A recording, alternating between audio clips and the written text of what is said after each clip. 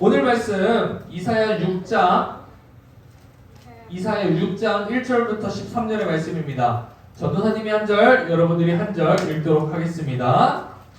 우시야 왕이 죽던 해에 내가 본즉 주께서 높이 들인 보좌에 앉으셨는데 그의 옷자락은 성전에 가득하였고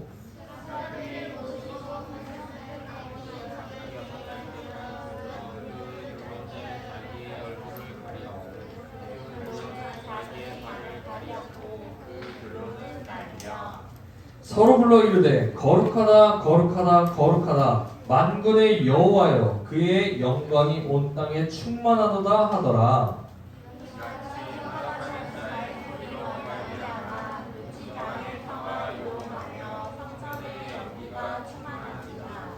그때 내가 말하되 화로다 나야 망하게 되었도다. 나는 입술이 부정한 사람이요 나는 입술이 부정한 백성 중에 거주하면서 만군의 여호와이신 왕을 배웠음이로다 하였더라.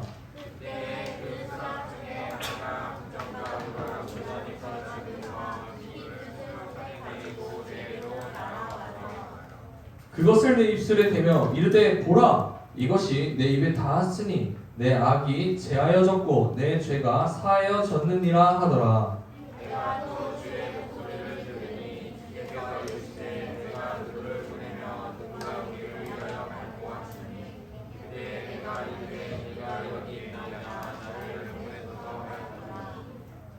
여호와께서 이르시되 가서 이 백성에게 이르기를 너희가 듣기는 들어도 깨닫지 못할 것이요 보기는 보아도 알지 못하리라 하여 이 백성의 마음을 불안해 하며 그들의 죄가 많고 그들의 눈이 감기게 하라. 염려하는데 그들이 눈으로 보고 귀로 듣고 마음으로 깨닫고 다시 돌아와 의심을 받을까 하노라 하시기로. 내가 이르되 주여 어느 때까지이니까 하였더니 주께서 대답하시되 성읍들은 황폐하여 주민이 없으며 가옥들에는 사람이 없고 이 토지는 황폐하게 되며 여호와께서 사람을 여기 옮기셔서 이 땅 가운데 황폐한 곳이 많을 때까지나. 우리 함께 읽겠습니다. 시작. 그 중에 10분의 1이 아직 남아 있을지라도 이것도 황폐하게 될 것이나 밤나무와 상수리나무가 배임을 당하여도 그 그루터기는 남아있는 것 같이 거룩한 씨가 이 땅의 그루터기니라 하시더라.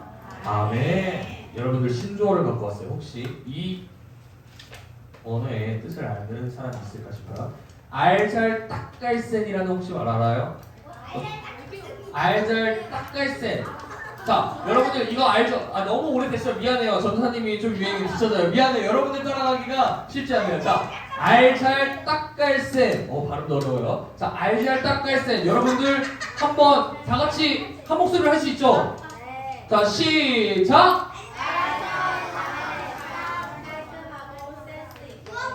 알아서 잘, 딱, 깔끔하고 센스 있게 라는 야 참 어려워요. 세종대왕님도 그렇게 생각하실 거예요. 어떻게 이런 걸 만들어냈을까? 자, 알잘딱갈센. 자, 알잘딱갈센의 뜻은 알아서 잘, 딱, 깔끔하고 센스 있게 너가 그렇게 행동해주고 말해주면 된다 라는 의미를 가지고 있어요. 근데 사람들은 상대방이 나에게 알잘딱갈센처럼 행동해주면 좋아요. 왜? 내가 원하는 것을 맞춰주니까. 알아서 잘 깔끔하고 센스 있게 맞춰주니까. 그런데 만약에 여러분 하나님을 예배하는데 하나님을 예배할 때 하나님이 원하시는 방법대로가 아니라 내가 알잘딱갈센으로 하나님 제가 다 맞춰드릴게요. 가만히 계세요. 제가 맞춰드릴게요. 한다면 어떻게 될까요? 오늘 말씀에서는 하나님의 말씀대로가 아니라 하나님의 방법대로가 아니라 스스로 알잘딱갈센 예배를 드리려다가 큰 실수를 한 왕이 한 명 등장합니다. 바로 6장 1절에 나오는 우시야 왕이라는 사람입니다. 이 우시야 왕은요, 여러분 남유다의 왕이었는데요, 하나님을 너무나도 사랑했어요. 또한 이의 스토리를 보면 형통하게 됐다라고 이야기를 해요. 그런데 이 사람이 나중에 훗날 제사장만이 할 수 있는 그 일을 왕인 자신이 직접 하려고 나서게 됩니다. 그렇게 되다가 결국 죽음을 맞이하게 되는 왕이었어요. 하나님은 이런 상황 속에서 이사야 선지자를 통해 진짜 예배가 무엇인지 오늘 이야기를 해주는 거예요. 그래서 우리가 오늘 볼 거는 예배란 무엇인가. 여러분 예배를 이렇게 늘 드리잖아요. 또한 많이 우리 예배 드리러 가자 하지만 예배가 과연 진짜 무엇일까요? 무엇일까요? 자, 오늘 말씀은 우시야 왕이 죽던 해라고 하면서 시작을 합니다. 포문을 엽니다. 남유다의 왕이었던 우시야가 처음에는 하나님을 너무 생각했어요. 하나님의 말씀대로 살았고요. 하나님만을 바라보면서 살았어요. 그래서 성경은 그를 어떻게 기록하냐면, 자, 역대하 26장 5절의 말씀 우리 한번 다 같이 읽어볼게요. 시작! 그가 하나님의 묵시를 밝히 하는 스가랴가 사는 날에 하나님을 찾았고 그가 여호와를 찾을 동안에는 하나님이 형통하게 하셨더라. 아멘. 하나님이 형통하게 하셨다라는 말씀처럼 우시야는 모든 전쟁, 여러 수많은 전쟁에서 다 승리를 거뒀어요. 또한 나라가 강성해졌고요. 풍요를 누렸습니다. 무너진 성벽도 다시 쌓았고요. 농사도 아주 잘 지었어요. 그런데 나라가 강해지자 으하하 목소리부터가 달라지죠. 나라가 강성해지고 나라의 재정이 채워지고 땅이 넓어지고 하다 보니까 우시야 왕 마음 가운데 무엇이 왔냐면 교만이 찾아오게 됩니다.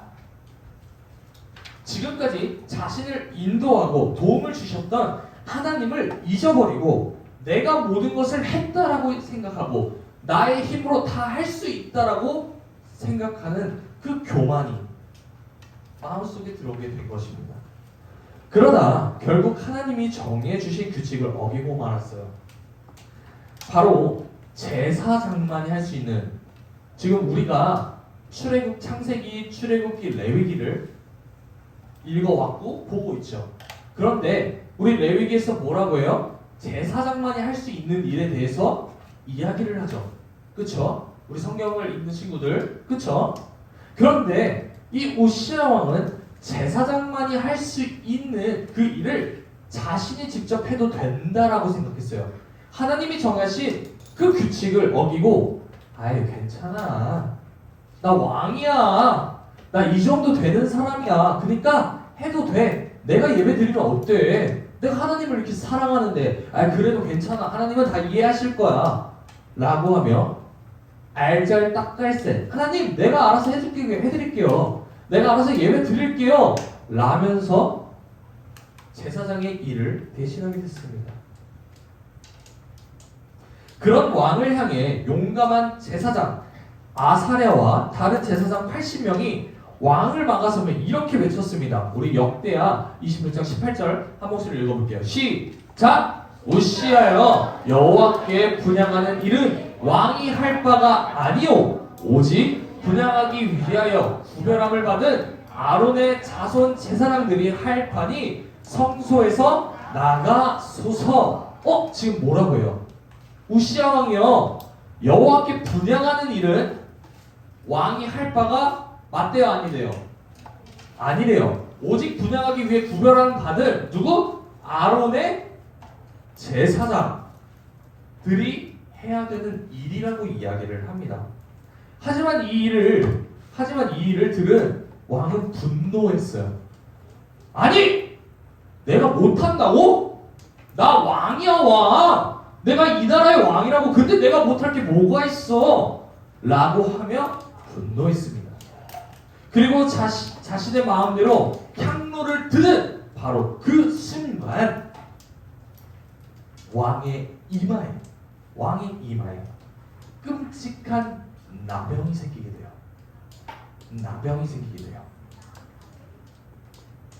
나병은 이스라엘 백성들 사이에서 나병이란 것은 무엇이냐면 전염병 같은 거예요. 그렇기 때문에 부정한 것이었어요. 그래서 나병이 있는 자의 근처에 가면 안 되고요. 나병이 있는 자를 만져서도 안 돼요. 왜? 내가 부정을 하니까. 부정이 올라오니까. 그런데 지금 왕의 이마에 나병이라는 병이 생기게 된 것이죠. 그래서 결국에 이 우시야 왕의 인생은 어떻게 됐냐면요. 평생 격리를 당하고 거기서 쓸쓸히 생을 마감하게 됩니다. 이 사건을 통해서 보여주는 것은 무엇이냐면요. 아무리 뛰어난 자, 아무리 높은 자여도 하나님의 말씀대로 하지 않으면 아무런 소용이 없다는 것. 또한 아무리 위대한 왕일지라도 하나님께 예배드리는 것, 예배의 주인 대신 하나님을 무시하면 모든 것을 잃게 된다는 것을 보여주는 사건이었습니다. 자, 이사야 우리 6장 1절 우시야 왕이 죽던 해에 내가 본즉 이사야가 본 거예요. 환상을 본 거예요, 여러분. 환상을 본 거예요. 환상을 본즉 주께서 높이 들린 보좌에 앉으셨는데 그의 옷자락은 성전에 가득하였고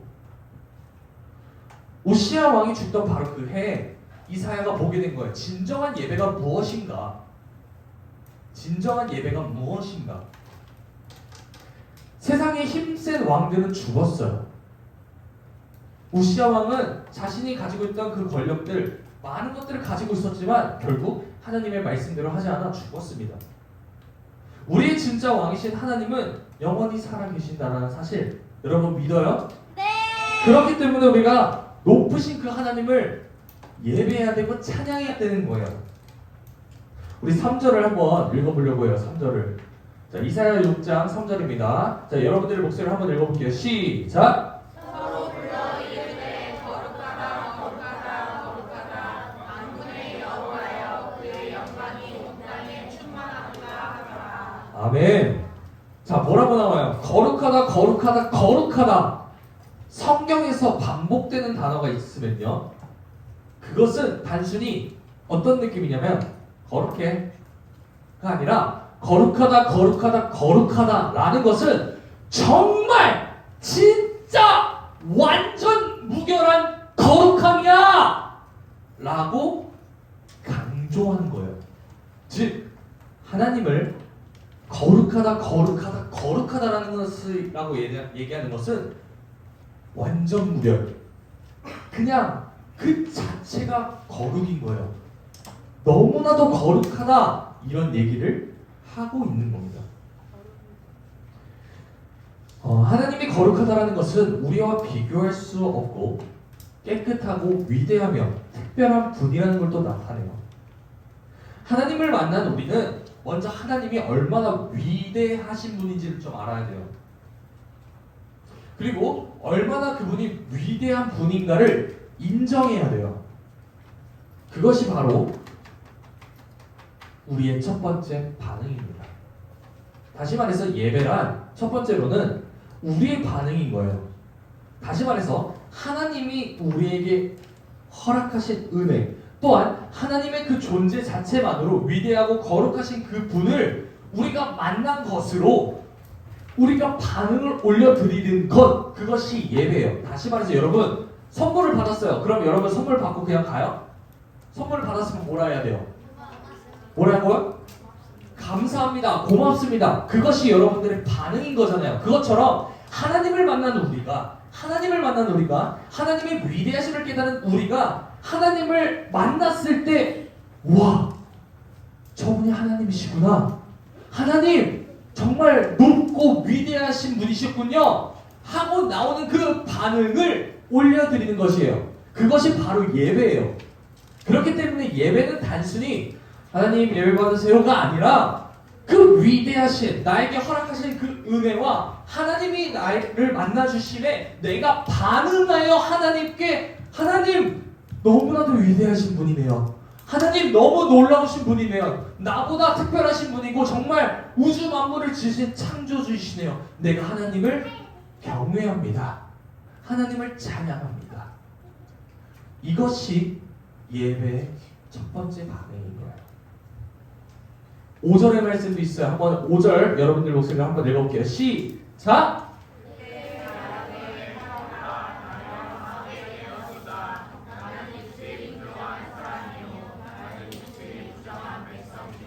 거주하면서 만군의 여호와이신 왕을 배웠음이로다 하였더라. 이사야가 환상을 봤다고 했죠. 그런데 이렇게 얘기하는 거예요. 이사야가 나는 입술이 부정한 사람이요.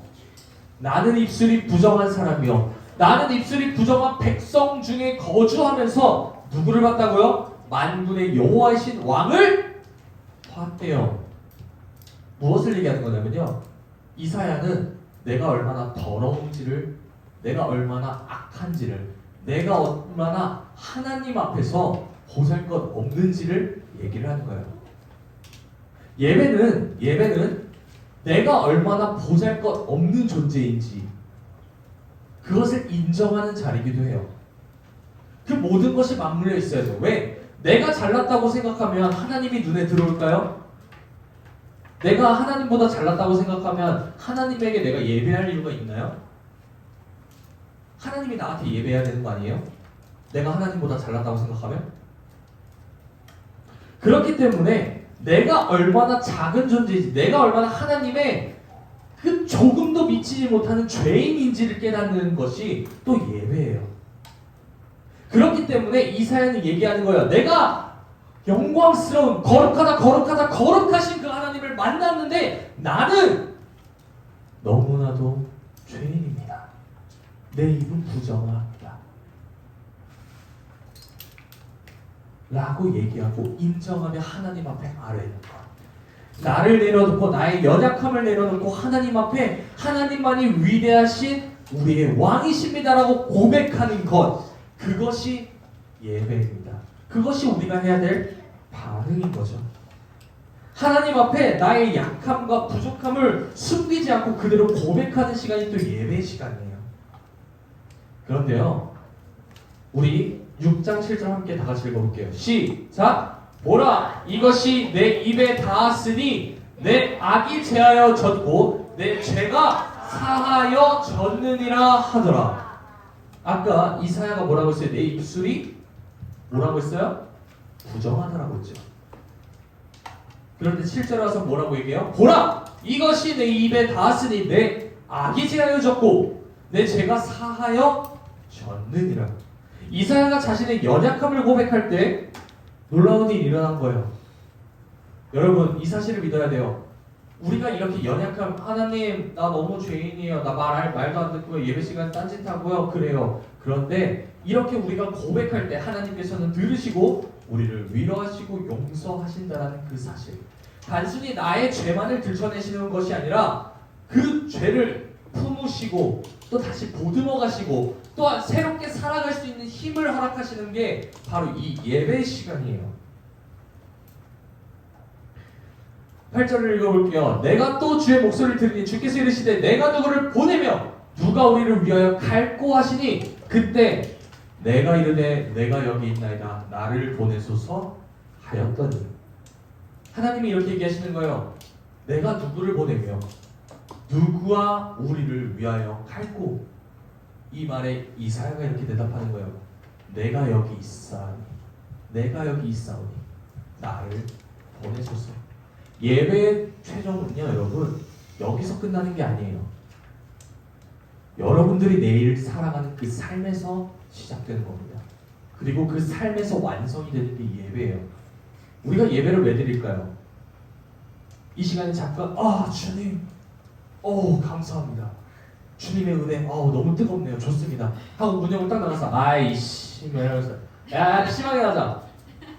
여러분 예배의 궁극적인 것은요, 이 시간뿐만 아니라 이 시간을 통하여 내 상한 심령 가운데 하나님의 말씀이 들어오고 그 말씀을 통하여 내가 그 삶에서 살아내는 것까지가 최종적으로의 목표예요. 궁극적인 목표예요. 예배의 참 의미는 단순히 하나님 영광 받으셔서 하나님 주님의 은혜 감사합니다 아멘 하고 뒤돌아서 야야야 PC방 가자 야 이게 아니라 내 삶에서 살아내는 게 궁극적인 목표입니다.